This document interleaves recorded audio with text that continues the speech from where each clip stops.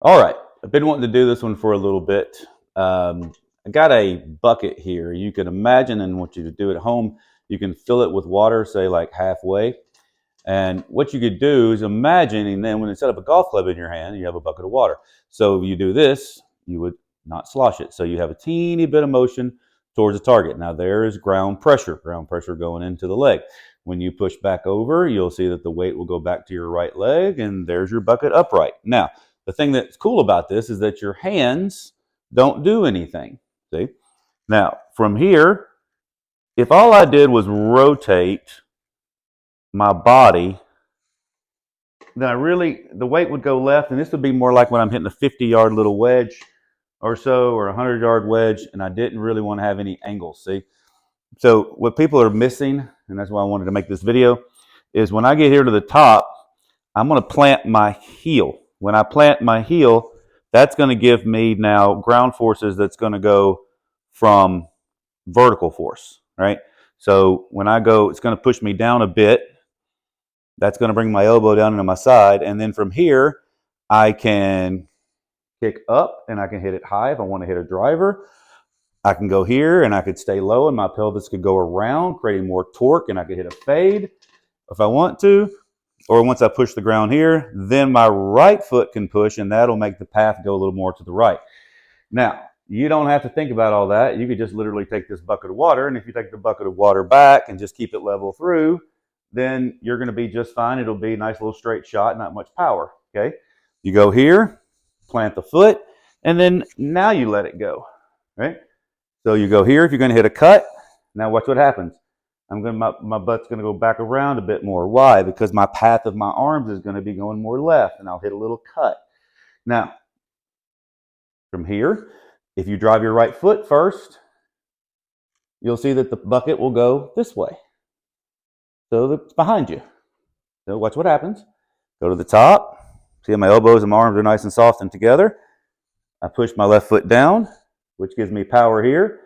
And now I can go this way if I want to, and there's a draw. Now, visualize, instead of having to push and all that, that you just have a bucket that you're going to have a cut. So that means that the path would immediately go more left. If you draw it, the path will go more right. Your foot goes out this way when your path goes to the right. Your foot goes this way when the path goes to the left.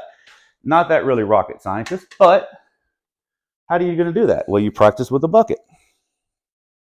Then you get the feel. Then you do the same thing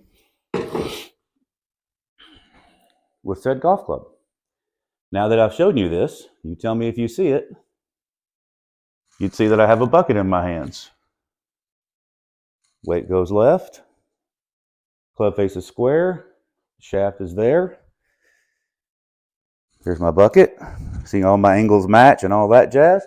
Now, if I want to hit the ball further, I'll let the bucket take me up higher. That will extend my leg further. That means then I'll come down more and I'll have more vertical force to go up, which means I'll hit more up on it. Club will release more. And that's an easy way to do that, okay? I never, ever, by the way, did I tell you right then how to do anything.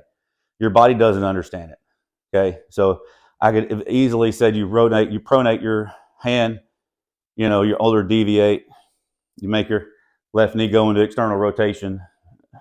I didn't say that. I said you take a bucket of water to the side, right? You'll plant your weight left, and then you'll throw the bucket. I didn't tell you how. Your brain doesn't understand how. Okay, and it doesn't understand external and internal rotation and all that either. So when I say, like, for instance, some people feel the weight of the club swinging and they love the double pendulum, that's fine. And so what am I teaching you? Instead of saying double pendulum, really is just swinging like you walk, right?